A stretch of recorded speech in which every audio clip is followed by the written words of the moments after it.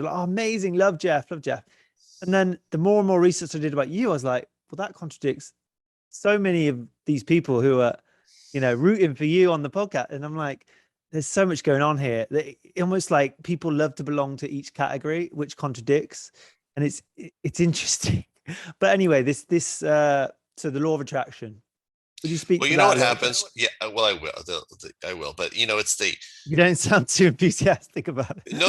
It's not that. It's that I feel like I was just following up on what you were saying. It's like Yeah, a lot of bypassers love my stuff. Like it's off yeah, the charts, and yeah. I'm asked, I said, what is going on here? Like then they go right back to bypassing. So it's like, so I think it's like some part of them goes, yeah, I think he's right, you know, but I don't want to do all that work.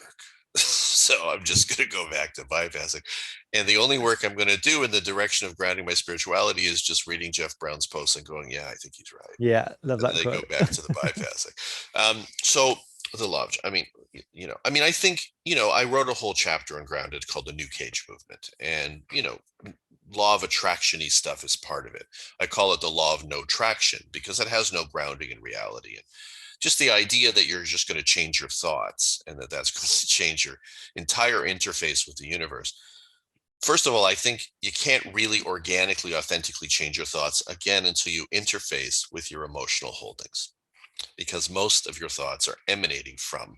So I think you probably stand a better chance of getting the universe on board with your benevolent and positive intentionality and dreams if you get a true alignment between the emotional body and the way you're thinking and the way you're moving through the world. Just fixating again on the mind, back to the mind, cognitive mind, all with the mind, witnessing the mind, positivitying the mind. It works for a few minutes. And in certain circumstances, it's helpful as a motivator. But I think if we're talking about a true sustainable evolution of the individual organism, just do the work in the emotional body so that you get a true congruency between what you're feeling and what you're thinking, so that you're truly living an honest and authentic life.